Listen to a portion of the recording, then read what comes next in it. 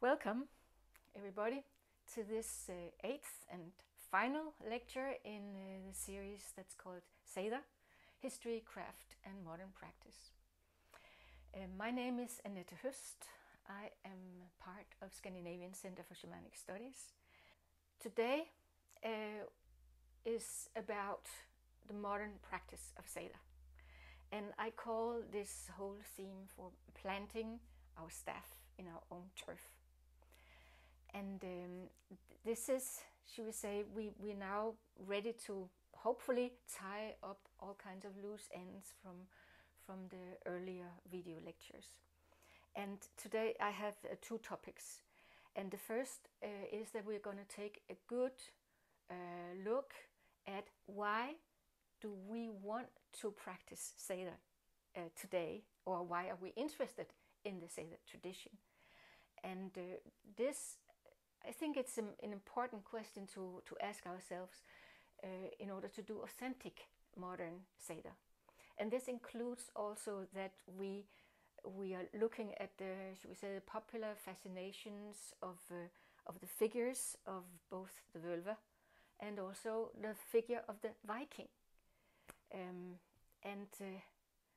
Yeah, that's what we're going to do first. And then I think we're more ready to return to look at again the craft of Seiðr and the practice.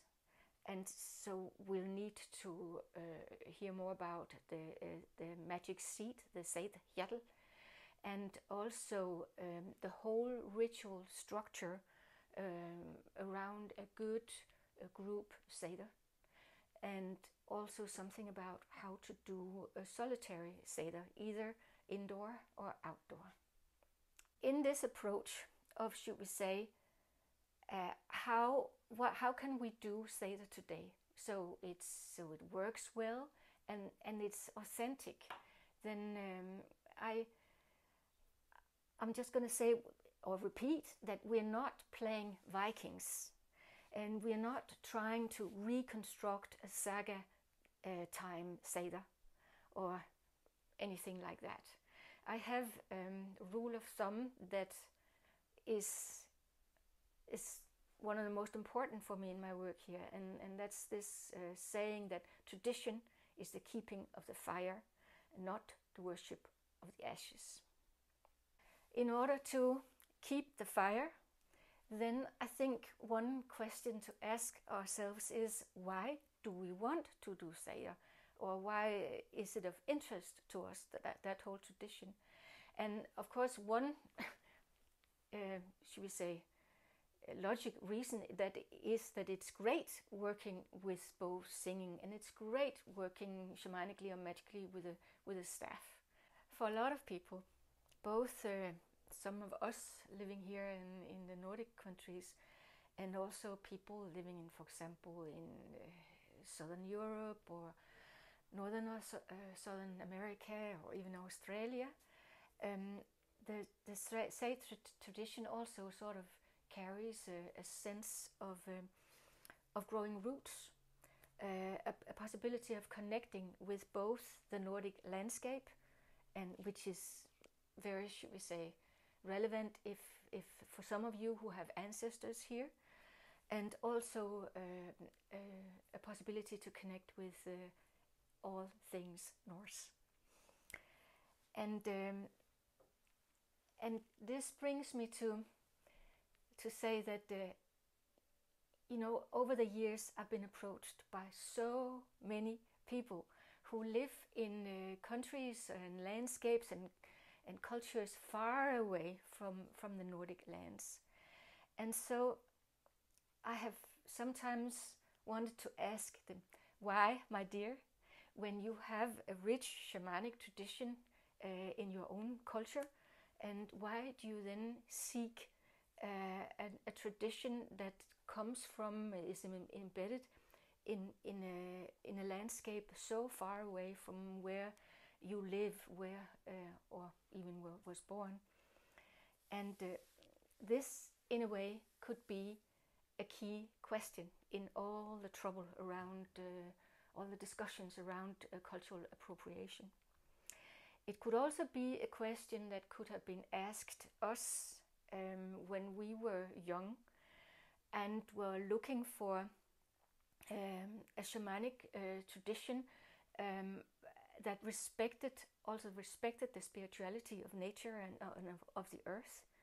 And we looked around in our own culture and couldn't find it. It wasn't really known. I mean, that's how old I am. So we looked elsewhere. We reached out to those cultures that visibly have kept their shamanic and nature-connected traditions alive. So we reached out in order to heal the wounds, in order to reconnect with a spiritual landscape. So I do recognize and respect this longing of the heart for connection. And this is also why I try to, should we say, in my approach to modern Seder, is both to, respecting the tradition, but not imitating it. Again, we're not trying to reconstruct Seiðr, but to look for those things that are timeless and that can be practiced by all of, should we say, children of the earth, everywhere, anywhere and anytime, so to speak, by anybody. I have chosen to focus a lot on where Seiðr is connecting with nature, the beings of nature, the powers of nature. One of the most important elements here are nature. I mean, it's more than an element, isn't it? It's a whole sacred space to work within. And the thing is there that the oak tree, the sun, the moon, the wind, they are the same now as they were 1,000 years ago. And so when we connect with them, we connect with, should we say, a source of wisdom and spirit and power that is that goes totally beyond, should we say, any religious or cultural filter or border. And we are just there as native to the earth. And this has also meant that I have another saying or rule of thumb for the new Seder is, I say, keep it simple, keep it shamanic, keep it close to nature. So in order to do Seder today in an authentic way, I think for a lot of us, or for each of us who is wanting to practice or just is very, very interested in Seder, it's recommendable to take a good, keen look at the popular fascinations with those figures of the Viking and the figure of the Vølver. You could almost call them archetypes in a way, and especially my own, each of us, our own relationship to it. This is the challenge I call looking the witch into the eye, looking our fascination in the eye. And the reason is I call it the witch is because it's only lately, I mean during the last, I think, 15 years or something, that you can really see how the image, the persona of the Vølver is starting to carry all the projections that earlier or still have people have on the witch. And like, she is a little bit dangerous, she is wild, she's independent, she has power through her magic, yes, and she is beyond society's ordinary convention, she's free. That's a lot of the ideas that many modern people have in their heart. And I say this with tenderness.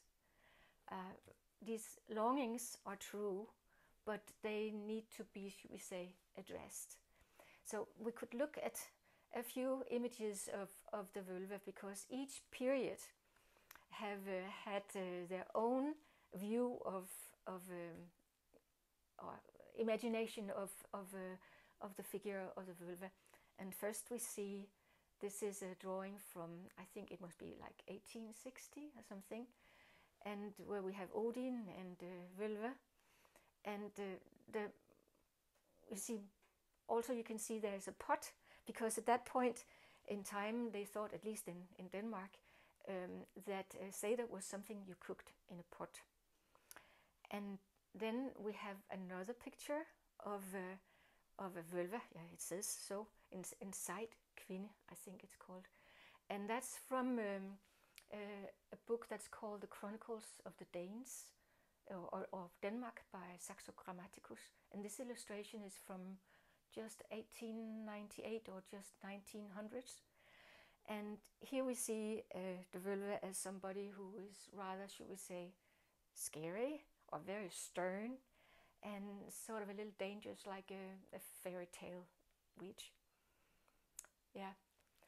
And then the last picture I show you here is from last year.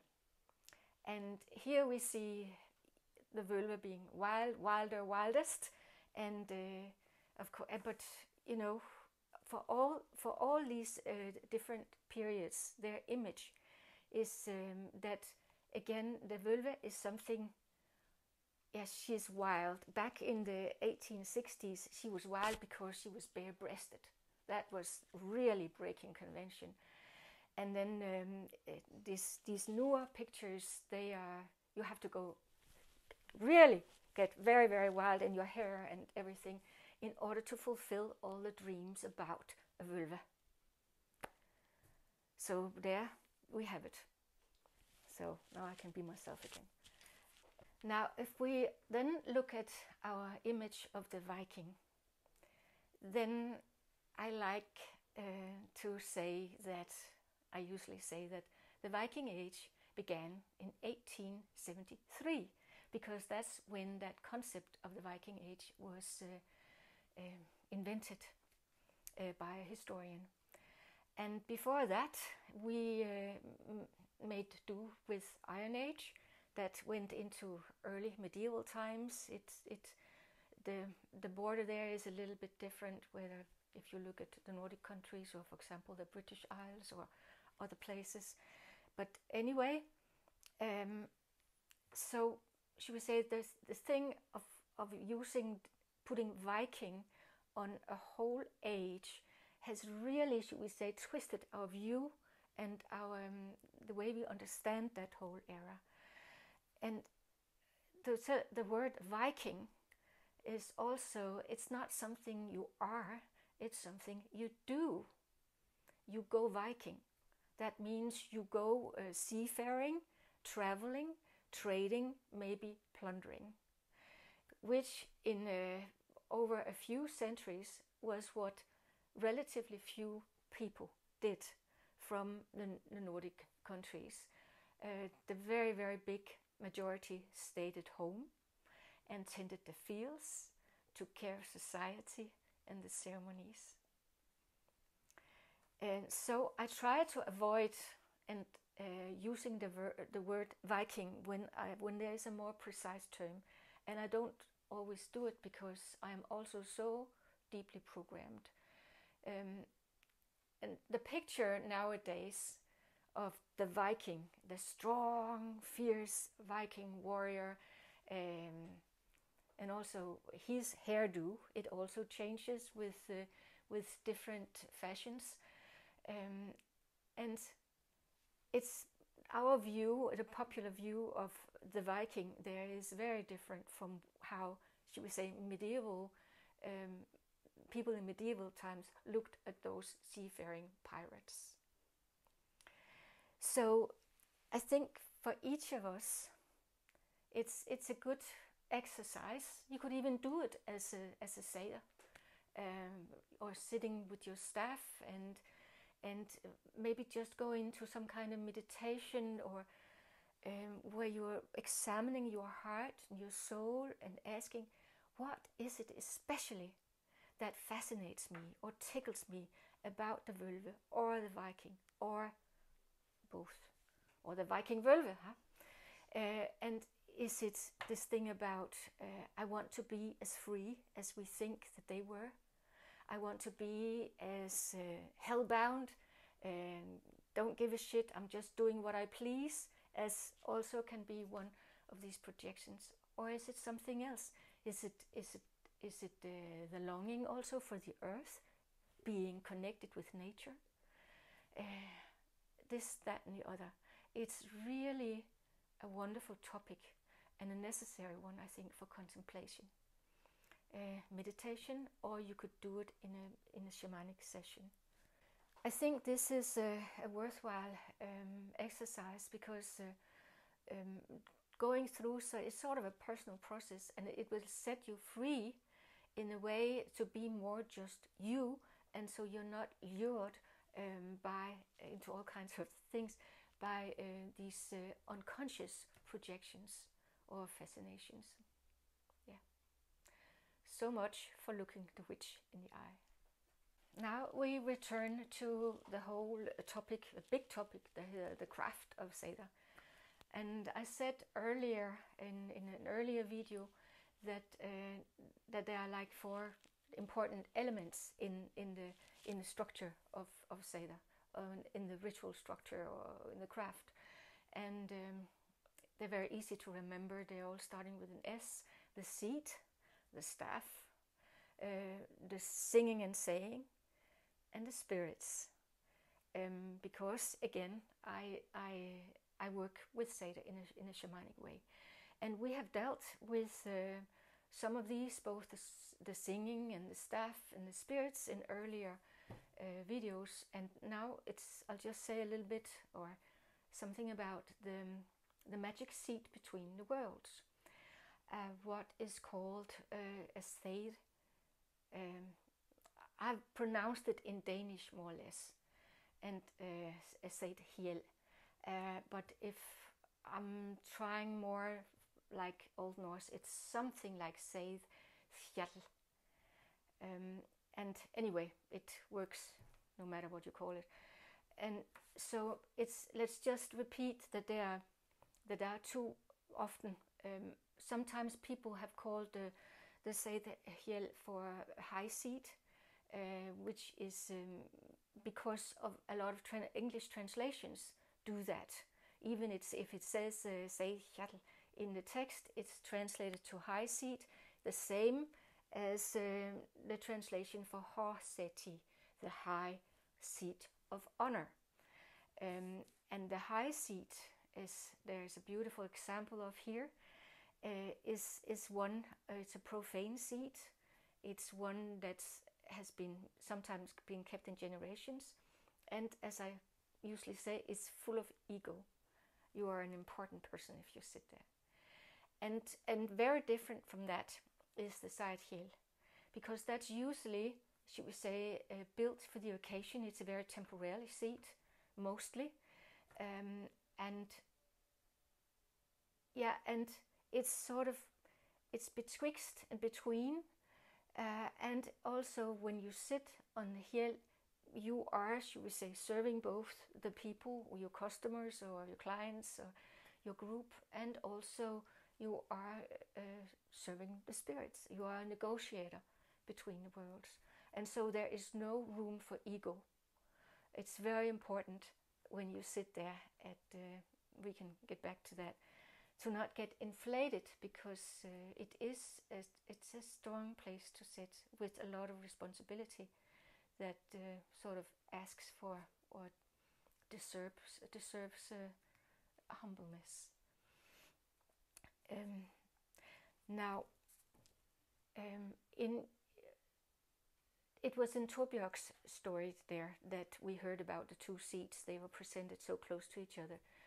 And you also heard about an outdoor Seiðr that Køge Grima and their 2 grown sons used. So you must also, from there, we also know a Seidkvinde needs to be solid.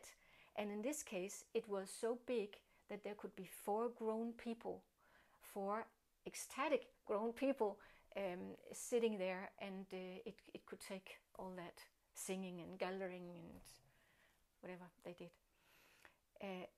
So that's sort of, should we say, characteristics of the seidr.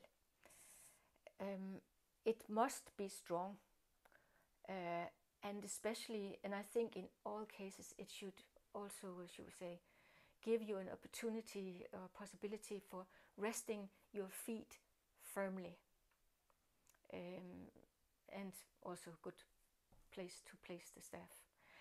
But if we are working with and want to do here and now today, wanting to make a seidr, then what would we do? If I do it for myself, I will just find a stool, and if I do it in here, for example, I'll find a stool, and I'll put something nice cover on it that makes it different from, should we say, the everyday stool that makes it into a beautiful sacred magic seat. So let's try to see how we could make a seidr from this table here. Here we have a table, my table, and I want to turn it into a hjell. We imagine that we're going to be some people, and at least I will sit here on it. So to make it beautiful and enchanting, then I prefer to cover it with blankets, and also that they go all the way down to the ground, so you don't see, you don't get reminded about that this is really just a table. And you see, if I sat here, my feet would just dangle. That's not a good starting point. And so I have a box for the purpose. It has other purposes too, that is sturdy. And I'll put it here, and then I have this fits me. Other people might want to have, should we say, a higher footrest, something like this. But I'm not. Everybody has their own taste. And again, there is also the chance of sitting like this. So let's see how we make this into a beautiful hjell. Now we are almost there, and I like also to have a skin on when I have the chance, and it's ready to sit on. And I think, so when you come into the room and you take your place in the circle around the hjell, for example, then this is really a beauty, and it builds should we say, the atmosphere, the power, and it's so clear that this is a magic space. So I just want to say also, I've made this as a one-person seidr now, where I would prefer to sit here and have my staff here.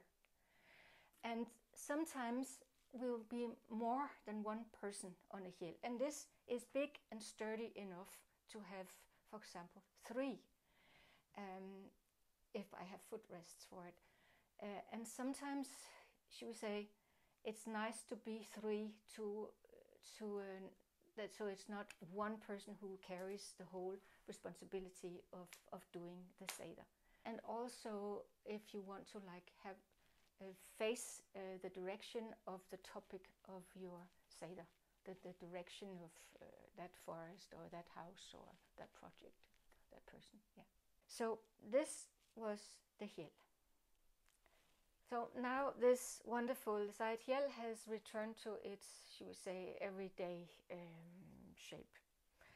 And I'll just also say something. This is one possibility of making an indoor hjell. And if you're working outdoors, then it's often that you can find a good a tree stump. And I mean, how many have I found in the forest? Oh, that could be great to sit 3 people and then on this big wood stump or a rock.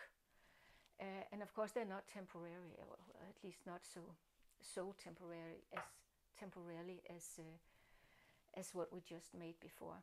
And then some people I remember there was this Swedish shamanic network who in fact built a big outdoor hill that they returned to time after time when they did their Seiðr ceremonies in the forest. This is very tall. I'd also say you can see there's a person drumming here, and I have not used drumming in my approach to Seiðr. At least if you start mixing drumming with all the rest, then I would call it Seiðr inspired. Have I already told you that there's only one indication about maybe a drum appearing in Seder? In the very late poem of Lukasena, where Luke is teasing everybody and saying something that only based on a very questionable translation could sound like, Odin, I know that you beat on a lid or maybe a drum. So I don't do that. Anyway, so I think that's what there is to say now about the hill. Let's look now at the whole ritual setup if you want to do a group Seder. And first of all, why would you want to do a group Seder? And it sort of answers itself that it's if you have a topic that that you are a group of people who have that you have it in common, and it can be, for example, a group of friends who is doing it for a blessing, a wedding, or a newborn child, or gathering and sending healing power to somebody who has been hurt or traumatized, whether that one is a forest or house or a person or of 2, 4 or more legs. And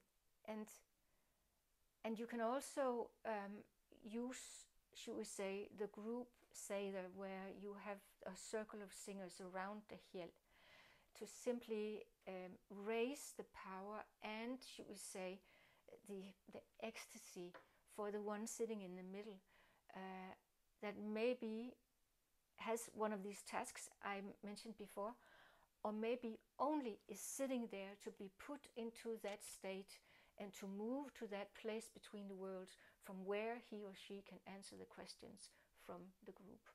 That's also a possibility. Sometimes we've done a group Seder in order to empower a certain project or political action. I think it's called political activism. This could be part of it. Then we have only done that topic, have only been singing and gathering power for that topic, and have not done afterwards the divination question and answers that you remember from Torbjørg's Seder.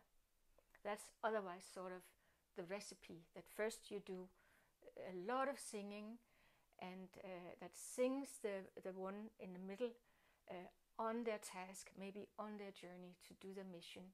And when that's done, the person returns and gives a sign that the job is done, and will maybe then chant or recite what has happened. And then afterward we go to this other more, should we say, popular part of the Seder, where people one after one can step forward and ask a question. In all this, I also want to emphasize that I'm sort of assuming that if you throw yourself into doing a Seder and a big Seder ceremony and stuff like that, that it's done, should we say, on the basis of a general shamanic training. Also to make it safe and effective and a good experience for everybody. And so, again, I usually say all shamanic training is good Seder training, because that also teaches you how to work well together with the spirits and how to handle power. Yeah, Now, so if you want to do for a modern group Seder, I would recommend that there is sort of like a ceremony of a master of ceremonies. There's no indication about that in the sources, because it was like a tradition most people knew about. They didn't have to have everything explained as when we sometimes do.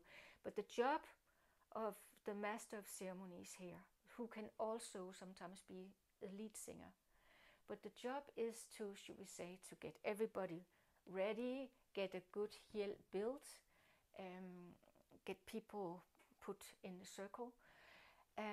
Sometimes you will want to place the hill in the middle of the circle, but some people, or for some occasions, people would like to put the hill as being part of the circle. Or either that the singers are just standing in a half circle in front of the hill and the side worker. And that's up to everyone, has their own taste. So when, again, the master, if you're the leader of this ceremony, then when everything is set up and people are placed, then this thing of making sure that the intent is set very clear, and it is clear, so that everybody can hear it and it can be heard in all worlds. And then the one who is, or the ones who are sitting on the hill in the middle, will take the place there with their staff, and the singing can begin. I take it for granted here that people already have learned the song or know it from earlier times. So when the lead singer begins, then everybody joins in, and it takes as long as it takes. Now, how do you know that, now I'll just call the one in the middle for the Vølver, has concluded or finished her task?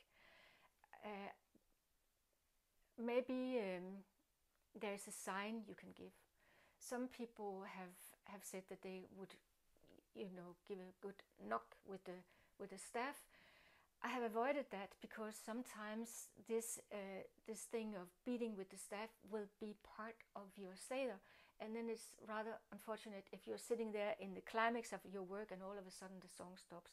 So I have used, in fact, that I give people a little branch with them that they have in their belt or something, and then they throw on the ground when they're ready for the singing to stop. And then the lead singer or the master of ceremonies give a signal for everybody to round off the song. Now, then if there then is a telling from the hill about what has happened, and you are ready to go to the next phase of people stepping forward to ask questions, there's also something about a ritual conduct here of what words do you use to address the one in the middle, the Vølver. And from my experience, both as being the master of ceremonies and sometimes being the one in the other times being the one in the middle, I would prefer that as long as we are in, should we say, the magic space, as long as you want to make sure that the Vølver has a foot in each reality and is not brought home untimely, then avoid using their name, their human name. So if people step forward and you can guide them, they simply stand there and put their question loud and clear. In my opinion, in my taste, I would avoid anything, should we say, wording around that. You do not have to fall on your knees and say, "Oh, great Vølver," or "Oh, honored Vølver, I have a question, I wonder if you can answer." You skip all that and keep it as simple as possible. Also because all these words, if I sit in the middle and I'm trying to hear the questions from where I am, and I stay in this space where I can hear what the spirits show me, then I only want to hear the question. and I don't want the name of the person asking it. That's also in, should we say, in long-standing tradition for all kinds of divination. Yeah. So, but let's say, on the other hand, that if you are the master of ceremonies and the Vølve is sitting there with the staff, and the song goes on and on and on and on and on, and then finally there's something, and then maybe the Vølve has a difficult time getting back. If you are in good training, then that's unlikely, but just if. That's when you use their human name to remind them of who they are here, to call them back. Also more general about the ritual structure or the steps taken in the Seiðr ceremony. There is no indication in the sources of that there has been used smudging or a special, should we say, pre-ceremonial invoking or calling in the spirits. It sort of seems to happen in the beginning of the singing. Also, should we say, hinted at in do you remember the name for this Seiðr song in Torbjörg's case? It was called Varlokur, that maybe means calling the spirits or enticing them. Yeah. Now, a little more about the singing that we dealt with in the last video.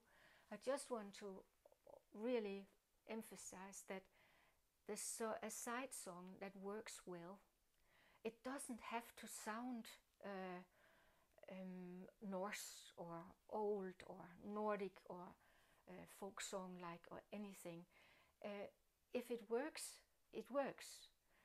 And the lead singer is the one that will keep singing and keeping the tune steady, so that other people in the group, when they really get into the singing and the song starts singing them, then they can let go into harmonies and almost like canon.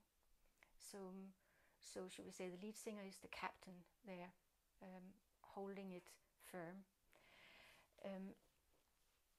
And the song to be used is, I think it's very important that you keep the learning of a song separate from the ceremony itself.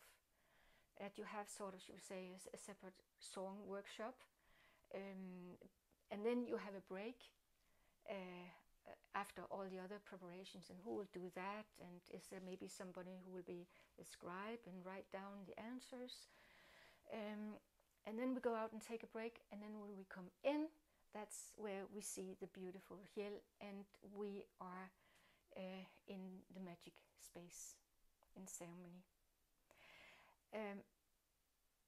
I have my own taste in that I would rather have a song that's learned, that's a piece of knowledge. But if you fancy to use intuitive singing, then I'll just hope that that is because you really want to. It should not be an excuse for not needing to learn a song. Yeah. So then you can also have a lead singer that sort of starts it. It's important also that the singers remember their job, that they're not journeying away, flying away, and I've had occasions where somebody got so totally enchanted and into the fantastic singing, they sort of forgot themselves and started dancing closer and closer to the hill. So the ceremony of masters have to sort of, in a way, get them herded out again, because you don't want to, should we say, burst into a völva in action. No. Some singers, when we have been training Seiðr, and maybe also when they start practicing on their own, like to, when they have the job of a singer, to also stand with the staff. There's nothing in the tradition that talks about that, But if it works for you, then please go ahead and use the staff. If you're the one on the seat and you have done your best for, should we say, the first part of the Seder, and then you may want to tell about the results or your experiences to the group at that point, and either chanting it or reciting it, whatever works for you. It could also be that you would like to wait with doing that telling of the experiences until later. I've done both ways. But then when we then come to the phase where it's to answer the questions from the audience, and you sit in a place where you can harvest answers for them, then they be sure that you hear clearly what they say, or it's perfectly all right to say, can you put that question in a different way or something, until you understand it. And then you're answering whatever you see or experience and put together to an answer that you can give in words. I think it's being within the good part of the tradition that you try to do it as clear and terse as possible. That it doesn't turn into a long lecturing of people, and maybe giving them, if they're asking for help and they're really in a conundrum or something, remember that your task is to help, to empower, not to burden people with all kinds of new challenges, unless they've asked for it. Yeah. So it's rather sentences than, should we say, long stories. If you are more than one person on the hill, then often the answers will supplement each other beautifully. Yeah. That's what I want to tell you now about a group Seder. Now we come to, I think, my favorite. And this is the solitary Seder, done outside in nature, on your own, just you and the great mystery, and your staff, of course. And this is rather different than the big group site, which is a big thing to set in motion. And a solitary Seder, done either at home, indoor, or out in nature, is so fantastic, I think, because it is both powerful and simple, and it's available to the very most of us. And this is especially wonderful if you are, should we say, seeking vision for yourself, or seeking, should we say, advice for a problem or a task or a challenge ahead, and also simply just for it's transformative in a way. If it's to, should we say, strengthen your feeling of being connected, and also helping with simply like a boost of life energy. And so I think this the form I would prefer, that I also have, should we say, gathered a lot of experiences from people doing it, is to go out to a place in nature that is undisturbed by, should we say, human traffic, or also where you can't see lights from any houses or anything, or any human activity, and go to a place that you have selected before, and that you know the way bow out there and back home, so that you can walk it in darkness. And then you have your mission, your intent, and you start from at home, from, should we say, this world, from Midgard, and step over the fence, the gear, so to speak, and walk with your staff out there to your place, to your selected place, and state your mission to everything and everybody there. And in a way, performing, she would say, an evening solitary Seder, where you are also, she would say, inviting in some aspects from more classic all-night vision quest, meaning that you are also spending a lot of time listening. To combine these two is quite fantastic. I do lend from the vision quest this thing of going out at sunset or just before, so that you get, she would say, the chance for your eyes to adjust to the darkness, and so that you can see so much more in the dark. And as someone who sat out there said, well, at one point I sat there with my staff and I was sort of seeing visions, but when I opened my eyes, it was still the other world. And that's what can happen there. You see new things in the darkness.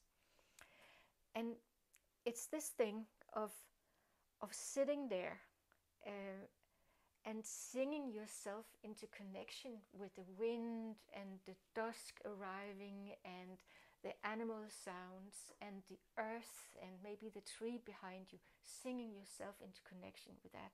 That is really, really, I think it's very, very helpful and very, very powerful.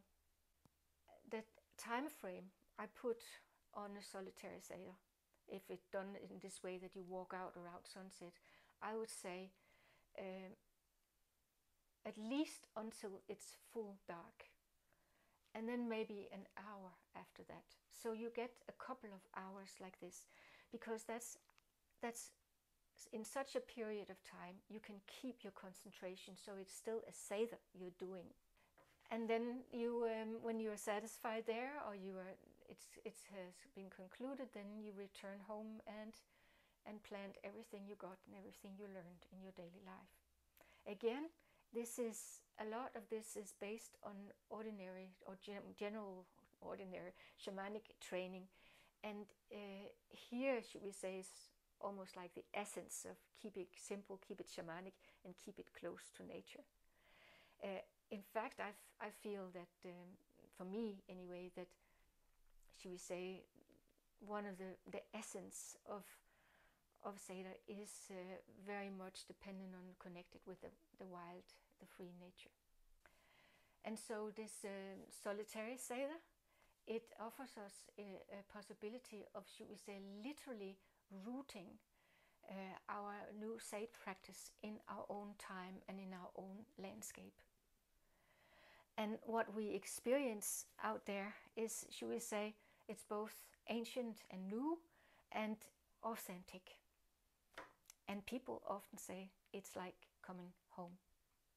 So now that we have been on a long journey here, and you have visited a lot of the, should we say, the important sources of the old tradition, or whatever we can glean from some of the written sources and history as such, and we have dealt with some things like, for example, this thing in the flow of power, a question of gender, relationship to the spirits, and again, keeping a shamanic, should we say, approach. And so now we have also looked at the craft as much as I can tell in an online magic university as this. And so you could say, well, what now? and for me, I say that, for example, this thing, the solitary Seder done outside is for me the most beautiful and powerful. But sometimes I will rather, for a certain occasion, just take elements of the craft, for example, the solitary Seder or a group Seder, and use that because that's the best method for my purpose that day. And so if I only use, for example, the singing and no staff and no seat, then I can just call it song journey or song ceremony or magic singing, And then I'll call that Seiðr inspired rather than Seiðr. But we are free to use those elements for when they fit. And it's always your intention, that your task, your mission, that will determine what tool you pick up from your magic tool bag, the tool that fits best that purpose, not the other way around. Unless, of course, we are beginners and training and say, okay, now we're going to do a group Seiðr. So what should be the topic? And then that can take a long time to find a right topic and make it and make the intent very clear in a language that's understood both by humans and spirits. But anyway, I have felt that when I know about how a Seiðr works, both if we're more people and if I'm alone, then all of a sudden I have added a whole new layer in my magic practice, in my ceremonial, should we say, repertoire, and in my shamanic career or apprenticeship, so that I'm more free now to, whenever there is a task, then I am free to choose now, is that when I pick up the staff or the drum, or I sing with the drum, or this, that, or the other. Sometimes when I have been doing a side course, teaching a Seiðr course, then on the last day, when people have maybe their last question they want to ask spirits about, I have invited that the session or the journey was a freestyle. And then it's amazing to see all the different variations that people use. Some will sit on the floor with their staff and just be quiet. Some will sit on a chair with their staff and sing their way through their journey. Some will stand up, some will lie on the ground. And that's the freedom I think is so wonderful, to have these extra ways of contacting both power and spirits and the great mystery. It's time to conclude this sort of journey, this Magic University, this series of, we have both the history, the craft, and the modern practice of Seiðr. It's been important for me to, should we say, to do this, to as best as I can, to collect and gather everything I feel that I have learned through many years, that I've learned both from scholars and from books and from all the great participants that I have met on courses, and also people that has been patient that when I have been contacting them and interviewing them about their experiences with things I would wanted to know more about. And so I hope now that maybe you have seen all the videos, and I think they don't have to be seen in order. And for example, this whole thing about the solitary Seiðr, I think we talked a lot about that in number 3. So you can take your pick. And I guess we have made this, Maria, who is the manager of this whole thing, and me, in order to put it out there on the internet, to make it available to people who otherwise I wouldn't have a chance with sitting together and teaching. It's been, and I guess it was Corona who was the last drop when we had to cancel an international Seiðr course. And so this is, should we say, the way I felt I could put it forward, where it's sort of somewhere between a book and a course.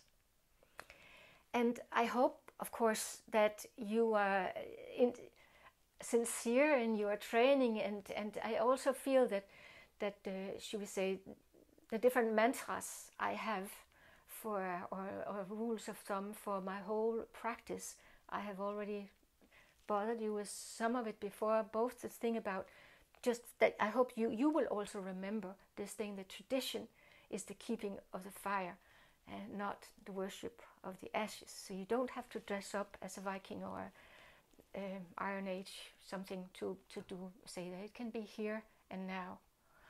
And also this thing of keeping it simple and keeping it shamanic and close to nature. That's where we make it real authentic and really let our practice spiritually take root in our own land. And then I'll also say this thing of taking care to do the job well. It's in that word Frølich, that it's a skill that takes some effort to learn, because I mean the tradition, the steps we take today, they create tradition of tomorrow. So I think it's worthwhile to really do our best and be careful with our craft. I would also hope for each of you, if you're just interested in this old tradition, it's this old stuff, and you're not interested in should we say, practicing Seder, it goes for all of you. I just hope in a way that putting this out here will hopefully inspire for more magic in our lives. And also I really hope for, should we say, a stronger spiritual connection with the land we're living on, really planting your staff in your own turf, and hopefully also opening for the possibility of having fantastic, strong relationships with the nature beings and spirits. And I hope, and I think I have good reason to hope this, because I've heard from people this thing. I hope this will also help you wherever you live in the world, that you will feel more home at this place, at the land that you are living on. As I said, we have put this out and made this to make the knowledge about Seiðr as available to people, to more people who would otherwise not have the opportunity to learn about it. And this is also why we have put it out, and the videos are free to watch. And that's how they will stay here as long as YouTube wants it.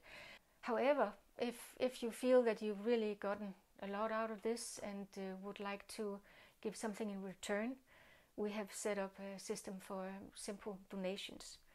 There's a link beneath the video here, and we will say a big thank you for any kind of amount. So thank you for now, and I wish you all good luck on your own Seiðr adventure.